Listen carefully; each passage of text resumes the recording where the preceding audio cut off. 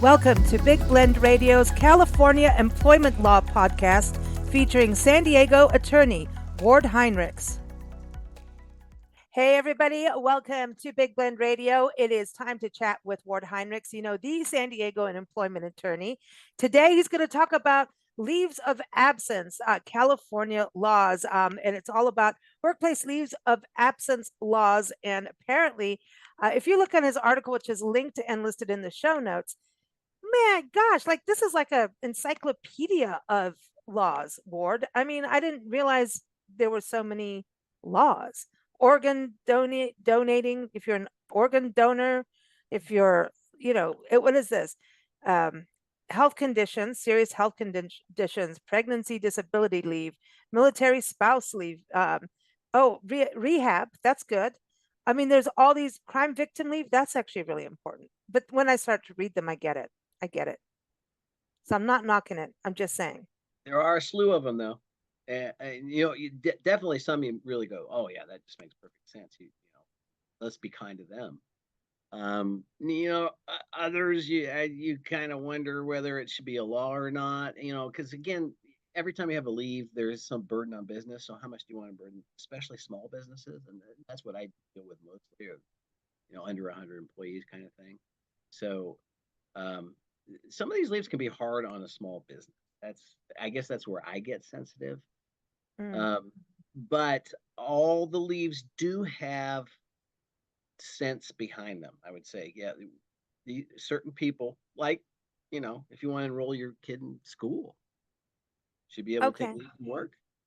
I don't know what we used to do back in the day. I guess we worked around it, maybe, or you just said, "Hey, I'm not coming in, boss." I'm not sure how that all worked out, but it's a law here in California when you have at least 25 or more employees. So there's just stuff like that.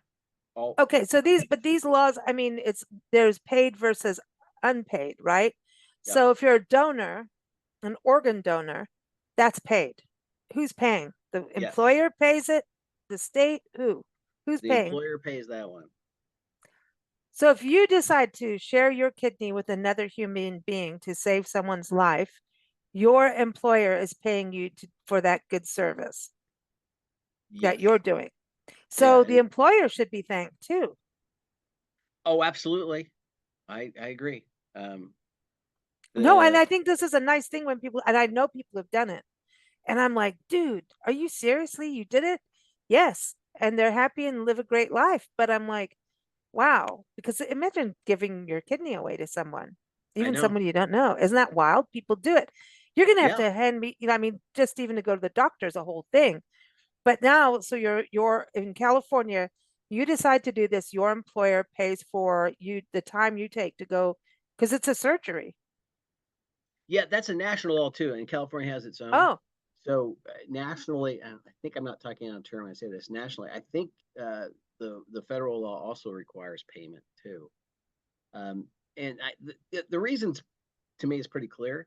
It's a great policy. It's saving someone's life. Yeah, I mean, you want to have donor banks. You want to have these things available. So it makes some sense. Okay. So there's paid and then there's some that aren't, right? So some are just like, okay, you are allowed to legally take off of work, but no one's paying you for it. So for example, you go in and now you're on jury duty. I have a friend on jury duty right now. And I was like, well, sorry for that. But then I'm like, that's really cool. Because as a business owner, sometimes you can get out of doing that. But then it's like really cool if you can, because you never know. You could have been in on the Johnny Depp and Amber Heard case, and that could have been like fun, right? I mean, you never know what case you could have been on the Trump cases too. I mean, come on, that would have been fascinating. I mean, I want high profile cases if I go to jury duty. Great high profile cases, but honestly, most of the cases you see aren't going to be that salacious. There are some good ones out there though that aren't well known, because I tried a bunch of cases back in the day, and some of those are pretty interesting. I thought anyway. Yeah, but for that you are like, they can't get mad at you for saying I have to go because I'm going to jury duty and I get free pizza. Going for the free pizza, and it's like watching TV, right? It's like, wow, look at these humans are doing this, but no one's the employer is not having to pay because you are doing a civic duty, basically, but the employer is paying because maybe you're the only person that they can hire at that point. So maybe employer managers on the front line today suddenly. Well, yeah, something like that could happen, or you can get out of jury duty if your need at work is great and you're have an important function. So that's possible to get out on jury duty for that reason. And the other thing is, there's a fair number of employers, usually they're larger employers, who actually pay for that kind of leave. Um, Hmm. and judges are really sensitive to that. They'll say, "Well, are you getting compensated for being on this jury?" And if they say yes, then the judge is really comfortable with them being on the jury. Of course, the attorneys may not care, and they may still strike them. But um, Ooh, there are other people, many people who are working but are taking time off and not getting paid. So it has to be a okay. special employer policy that would pay them. So what happens in regards to you talk about drug and alcohol rehabilitation? Because does that go with mental health? I mean, is that Oh, paid for? Like that's a big deal because yeah, it that's is. health.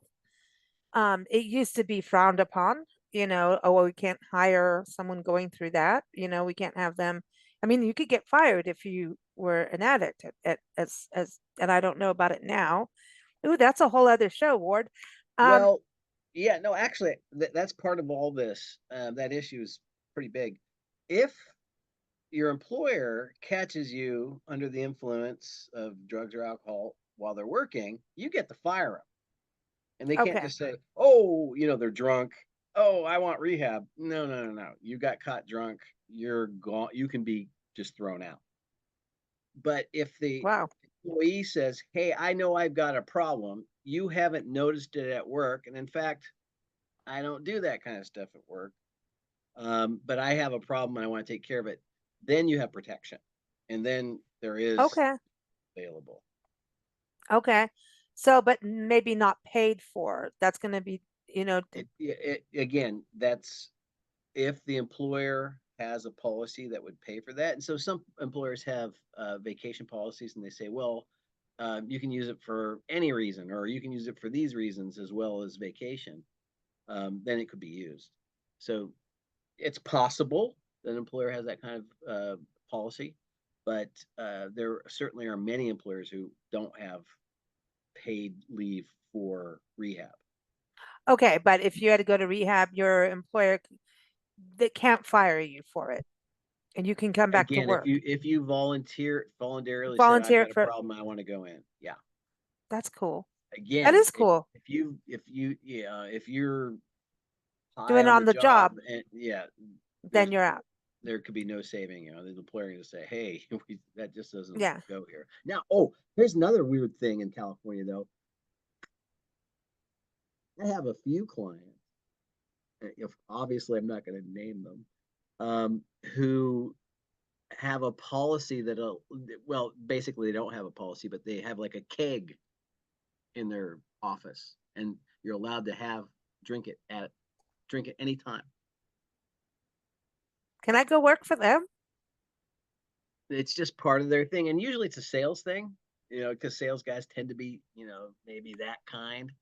And I don't. I'm not denigrating salespeople. I think a good salesman's amazing, or woman, excuse me, Listen, it is a amazing, craft. and it's a tough job. Oh my gosh, I'd be horrible at it. But that's where I kind of see it, or some techie thing. Sometimes you'll see that, and maybe it's okay to smoke a little bit. Ooh. There are businesses that allow that, and Well, I worked in one. okay, We got to pour wine for our clients and drink wine with them. I mean, come on, you go on business dinners, right? And you're like the martini lunch. Let's think about that. And that could be really a hard thing if your company has that culture and someone is going through an addiction issue. oh my gosh, yeah, that would be Because horrible. now yeah, you shouldn't. I mean, I think if you're going through that issue, that maybe you don't go to work for places like that. Like, don't go work for a winery if you are an alcoholic. That doesn't work, right? That's you may think you can, but then I know bar owners who don't drink anymore and can work in a bar and own a bar. And actually you'll make more money that way. The one of the ways bar owners lose their bar is by drinking with their customers. That's a no-no. It's actually one of the first rules of thumb is do not drink with the customers because I'm gonna say I think that makes a lot of sense, and I don't. Of course, I do restaurants and they serve alcohol, but I don't have any true bar clients. mm, Um, so I would just think it makes sense to me that you're right. Yeah, I don't but if you're at a winery, now I think that's a little different. But of course, you could go over the line so easily where you're seeing three of your clients and you're just, you have two glasses each within, you know, an hour and a half, and all of a sudden you're kind of south. I Um, I actually know a restaurant hotel owner that we stayed at during on our tour. This is pre-COVID, and she's lost her business since. She fell off her bar stool and at the bar, because because and she had she came on a podcast once, and she was hammered, and we could hear it. And Nancy and I are like, "This is back. You remember our live shows, right?" And she came on the show. She was hammered, and just went on this political rant. And I'm like, "Do I mute her? Do I not? It is what it is." And then not even a week later, her business just, you know. well, So I that's did crossing delete that that line. episode because, and all of that. But she she was a just, and she was nuts, like literally. I don't want to say that in a way of everyone now emailing me. I don't know what to say correctly anymore, but she really was rude to her customers. Like she wanted her wine before a customer, and she was rude to her employees in front of every. I mean, she was raging alcoholic. Really, that term is there for a reason, which is sad because she had a beautiful, oh my gosh, ward and where she was. I mean, I just don't want to disclose all that, but it was, Sure. oh, too bad. It was very, very sad to Yeah, see what that happened. is a But sad thing. so But the that's the workplace danger. drinking, that is I, a I danger. mean, what I think it does make sense at a winery in the right circumstances to maybe drink a little with a client. I can see that, but really, you got to limit it. It You can't know be. what? All the winemakers and everything, Nancy and I deal with a lot of wineries, breweries, all of that, majority of the time. They know how to sip, but not drink the whole thing. And even when we do wine tasting, if I'm driving or whatever, I'm like, just a sip, water, don't, because you never know, especially if you're in wine country. The cops know you're drinking wine and driving. Come on, you're going to get it. So don't Yeah, behave. that's really interesting though, because the wineries make a lot of money doing that. So I think there's a pressure not to pull over too many people, because then we'll go, wow, we're not going there. It's too dangerous. Right. Well, there's transportation that you can hire. Yeah, It's called I've Uber done and that. Lyft. And for that, listen to Ward's previous podcast about Uber and Lyft driving. But there's limos, there's all kinds of things that you can do. So don't drink and drive, period. That's the law, like the rule. Don't do it. But the drinking and that kind of culture can lead to drama. Remember all those shows we do every Christmas time? You would talk about the holiday parties, Yep, then yep. COVID happened, and you were like, don't start going there because that's when things get, you had the rule book like no touchy touchy, no none of these words. Yeah, Then you no have a friendly holiday party and Santa. say the keg is open and then the world erupts, right? Yep. Right. And I've been to parties like that where, an employee They're was trying to fun. do a good thing and then people got too hammered and they were getting in fights. It's just like, you want to avoid Yeah, and that? lawsuits can happen from stuff like that, or at Sure. least be part of Sure. it, right? Yeah. Part of an evidence building up in a case. But okay, so we've gone off on a tangent on drinking and smoking, but but it's a good point. Now, so there's actual, when we were talking about being an organ donor, so that's about a life-saving thing. But on the same vein of addiction and going to rehab, that is a wellness thing. That's a health issue. Yeah. Yeah. So what about if you are sick? So those kinds of things are what you are allowed to take a leave of absence for. If family is sick, spouse is sick, military, all of that, that is, but not necessarily paid for. Right. Well, there's paid sick leave in California, and they're talking about doing it across the country. So I don't know what's going to happen in the next terms, but that I think it's just a matter of time before we have a federal law on that. and that can be used more liberally than some of these other leaves of absence, which are similar in a way, like serious health condition. That's under Mhm, California Family Rights Act, or FMLA, mhm. Family Medical Leave Act, the federal one. But that's unpaid time, but it's a lot more. It can be up to 12 weeks a Okay. year, but you got to meet all the qualifications. There's some real detailed qualifications. But the sick leave, paid sick leave, is a little different. You don't get quite as much time, but it's all paid. So in California, it's now 40 hours a year that you get paid. So basically, that's a week, 5 days, and that covers all sorts of sickness. Uh, but these dovetail. If you have a really bad sickness, a serious medical condition, then you can take your sick leave for the first Mhm, 5 days, and then after that, assuming you really do have a mhm. serious medical condition, then you can get more time off for that serious medical condition, but it's not paid. Now, there are ways of paying it. Maybe insurance might cover it.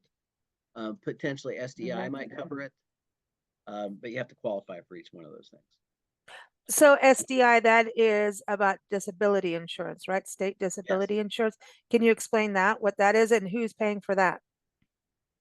Well, in California, that's the state pays for it. What they do is they collect money out of everyone's paycheck and they put it into a fund, and it Okay. covers disabilities that aren't related to workplace injuries. So if it's workplace injury, that's work comp. If you've got a different type of disability, and pregnancy disability is one of those, then SDI can be used, again, assuming that you qualify. Mm. See, I got my construction worker background because I was thinking, okay, so if you get hurt on the job in construction, that normally goes right to workman's comp. But if Yep, yep, yep, yep. but if you get hurt and then disabled from that, so the SDI will not cover you if you.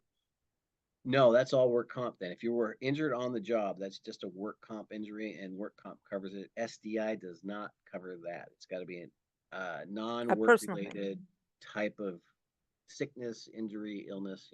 So if you So got in a car accident and you lost your leg and it wasn't yeah, on work, then that's where SDI could come in. it could come in. Yes, Could being the operative word. you got to qualify. Okay. All right. So okay, that's a whole other. Yeah, we've named way too many leaves of absence for me to get into any detail on Yeah, anything. yeah. I was gonna say everyone's different. Well, and so that's the same thing. So workman's comp, that's something like as an employment attorney, that is not necessarily what you work with, really. So like if someone, because I know you work with a lot of restaurants, so if they're working with fire and knives and forks, and Hmm. some can get trapped in walk-ins. That's not fun, by the way. It's cold. So all of that, and you've watched The Bear, right? Come on, you've watched The Bear, I have watched one dude. episode. One episode. It was a long No, time ago. So no one's gonna like me now because I really didn't like the first episode, and there's so many things to watch. I just never got back to it. Now my kids are going, "The Bear is great, dude, Dad. The Bear is great." dude, So how I could may. I? Okay, I started watching the second or the third, whatever season we're on, the new one that just came out, and then we have to start over. But no, you need to go back. You need Okay. to push through. Okay, it's the backstory. That's the beginning. That's the backstory. You need to push through this. You'll like it. Okay. Okay. God. But anyway, because No. he got locked in a walk-in. That's why I brought that up, a walk-in fridge, Ah. right? So Yeah. anyway, so if you get walked, so a workman's comp, you go, got frostbite now, and things are going, dangling participles are going to fall off like icicles. That you go to the hospital, and that's workman's comp. So Yes. so that never touches an employment attorney. That's all, or does it? Well, as far as I know, I mean, there may be someone who practices some employment law and is also work comp, but what I normally see is, and honestly, what I've only seen is it's a specialty. If Okay. you have a work comp practice, that's all you do. I've really never seen anyone delve much. Well, sometimes personal injury, because work comp injuries can also be personal injury under the right circumstances. So I've seen that where it's personal injury and work comp Oh, firm. But other than that, it's always been a specialty, and I don't know anyone that does it part time. I well, mean, I'm what if sure it's someone if out there it's might. if it's the workplace's fault that you had the injury? Say that again. What happens if it's the workplace's fault that you had the injury? For example, like, Well, that should be work comp. Now, okay, all so right. that's still work comp. Okay. Yeah. Now,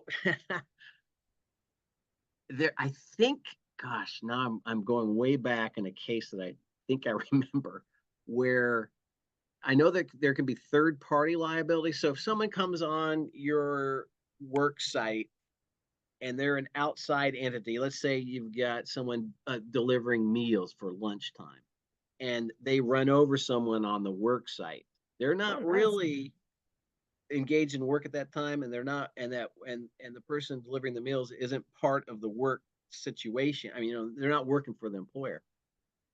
I think that you can then, and under that circumstance, file a personal injury lawsuit against the the The driver. the yeah, the driver of the meal truck. Um, and then I also think that there are situations, and this is what I'm kind of remembering, where if the work, if the employer increases the risk beyond an acceptable amount, so if they say, "Hey, there's some hot coals over there, but I want you to take your shoes off and walk over them so you can go get the bucket Hmm. that's on the other side," that I'm going to guess, I'm pretty sure I'm right, is too much. They created a different risk than a work risk there, and so then you can sue. Yeah, because I mean, I look at things like, there's laws for truckers too. Like you're not let you have to take your rest break. You have to do all this. But it's then, because there was a stint where truckers were taking speed to make things on time and stay up and awake to make deadlines. And then, I Oh mean, yeah, there's yeah, yeah. certain areas of the country, I can tell you a list of where you do not want to drive on a country road at night because the truckers are dominating the road. And they're obviously these laws do not apply in these certain specific regions or states, and it's dangerous as hell. But like, California, I'm wondering about that. Like, you've got an employer that wants you to kind of break those rules, and then there's an injury because of it. At that point, I would say a lawsuit goes beyond workman's comp, or no? Is it still workman's comp? If your employer was negligent and told the employee to do something that was dangerous beyond law. Well, it's yeah, beyond the risk associated with just working. Yeah.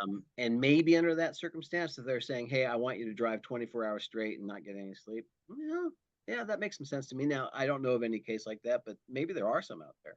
Yeah. And the other thing you've touched on, though, the regulations are Department of Transportation, so there's a lot of detailed Okay. I regulations. was just using that as an example, but you know what I mean? Like it, yeah. You have to be careful, but workman's comp is different. And so just kind of put that It is, aside. and it's really its own specialty, Okay. and So I that's don't a whole practice other it, world.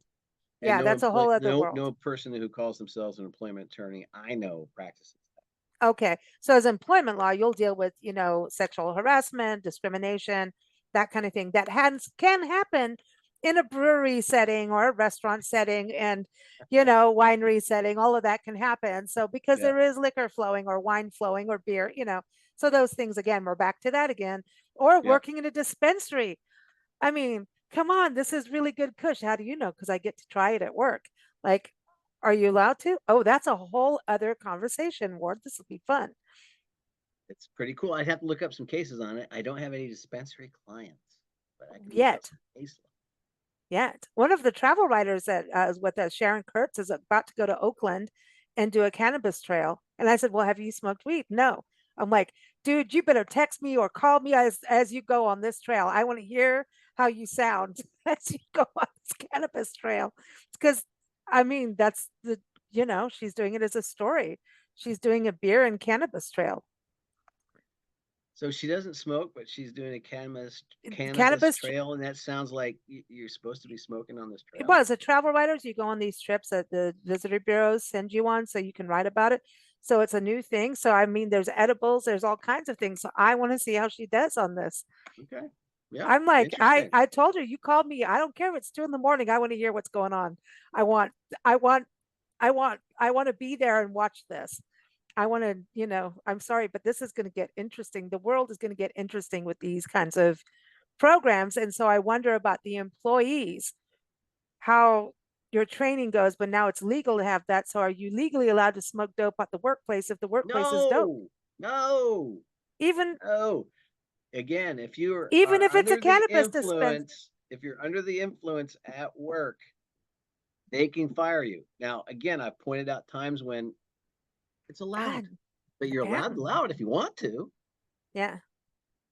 But if you're allowed because you're a dispensary and Well, I mean, but there's all sorts of liability. You see, I if I ran the oh, workplace, I just wouldn't even allow it because you're asking for a potential problem. No one's going to see, feel sorry for you if you're sloshed but and you hurt someone. they're just You gonna know, giggle. That's all they're gonna do is say, "Can we go to McDonald's afterwards?" You go, "No," because now they're part of the fast track and they're all closing down. No munchies for you after the dispensary craziness. So and yeah, so it is yeah, legal to smoke marijuana in California. There's but not age in the requirements, public, some requirements, but you're not. If your employer has a policy that says no smoking, no drinking, you're not allowed to. right? No, no, that makes sense. You I can get mean, thrown come out. on. No, no, but also, okay, going back to this. So you say most leaves are unpaid. And again, Yep. Ward's article about this is listed and linked in the show notes as always. So a few listed leaves are sick leave, kin care leave. So for kids, voting leave is paid for, and organ donor leave. Those are the main things that are paid for by the employers, right? So that's the Yeah. whole thing. And then the disability insurance done by the state. So then the rest, like a school emergency, that kind of thing. But voting is paid for. So you have no excuse to not Well, vote all right. this So year. let's get into the voting one a little bit. Oh, fun, Um, fun. Let's do it. if you have the opportunity to vote outside of work, you're supposed to, and the employer can go, Oh, hey, you know, the polls are open at 6, and you don't get in here until noon. Oh, come on, tell me you can't vote. Go vote. And the other thing, here's an interesting one that I haven't heard about. I vote by mail. I voted by mail for the last 25 years. yes. How do you And think we do so, it? what's preventing anyone from just voting by mail and going to work? But Well, yeah, all some right. people may But if you don't have contend that. access, and access is considered going to the poll, then you get 2 hours paid to go vote. And you hope that there's not a big long line. But yeah, by mail is so much easier. But Uh, then I then don't you don't like get to those wait two in line. hours paid. Maybe the people think like that. But But you're still standing. What's the difference? Like you're standing in line with the, I don't have time to stand in that line. I like, I don't have the patience for it. yeah, I don't like the hurry up and wait. Get there by 6 o'clock and then only leave at 8 in the morning and then rush to work. That's not fun. You know, no. you got to vote Well, though. and that's what this law is about. It's about saying, hey, if you really don't have time to vote, California wants you to vote. We don't want your work to prevent you from voting. So that's not a bad policy. I'm not And against that's also for all voting, not just presidential. We keep always thinking about presidential. Big headline news daily, right? But we need to still vote locally. And so does that cover local, like municipal, state, all of that stuff or no? Well, mostly it's all on the same ballot. So Okay. yes. How about a primary ballot? Yeah. I'm pretty sure. I don't know that specifically, but doggone it, it just makes sense. You're voting still, so I'm pretty Yeah, you're sure still that doing yes, your that's time for covered your as well. country. Yeah. Well, everybody vote. It's historic this year, that's for sure. I, Get I, out and vote. to get out and vote, it's gonna I'm be I, weird. I'm Yes. drumming up Oh, well votes. done. Don't be careful. Don't be doing that. That's a Oh, scary thing. that's right. Don't be doing. Oh, I still have a Yeah, broken arm, but it's so much better. that's awesome. We like the oh, he's got the strength. He's got the strength. Well, Ward, always fun having you on the show. Again, everyone for the full list, there's reproductive loss leave, pregnancy disability leave, jury leave, subpoena leave, crime victim leave, domestic violence leave, voting leave to attend school suspension conference, leave to enroll child in school and attend to school emergencies, drug or alcohol rehabilitation, organ donor leave, military spouse leave, military injury leave, workers' comp leave, right? And other potential leaves, depending on the situation. There's a long list, so check it out and be aware of it, right? And know Yeah, what you get no, be paid aware. for. And if you need to use them, use them. They're there for that reason. Um, just remember, most of them aren't paid for, so you just got to make that decision. That Is it decision. bad enough that I'm gonna not Yeah. work? Yeah. You have to make it's, yeah. But the childcare, that's interesting that it's on there too, because I think that's Oh, always been kin care. hard. Yeah. Well, let me talk about kin care real fast. Yeah, yeah. That's part of paid sick leave. So you can Okay. use half of your paid sick leave, so that's 20 hours a year, assuming you qualify for the full 40, um, to attend to a relative, and it's not just kids, kin. So relatives, parents, grandparents, a lot, the whole list. So you can use 20 hours to do that. Okay. You get paid. That's paid. Oh, very cool. Yeah. Very cool. We all want to be paid. Everyone, keep up with Ward at Best Employment Attorney San Diego.com. I didn't forget. I almost did, but I didn't. That's me. Best Employment Attorney San Diego.com is his website. He is here every fourth Wednesday, and it's summer, so we gave him an extra week because he went on vacation, and he's going on another one. So we can't wait to catch up on that with you. Hey, it's summer. We're supposed to have fun. I think so. Don't wait until you're dead to have fun. And don't wait Exactly. until retirement either, unless you want to be weekend at Bernie's in that, But anyway, have fun, everyone. Take care. Thanks, Ward. You're welcome.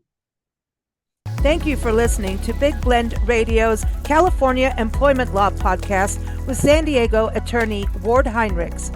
Keep up with Ward at bestemploymentattorneysandiego.com or follow him on LinkedIn, Facebook, and Twitter. You can also subscribe to Big Blend Radio at bigblendradio.com.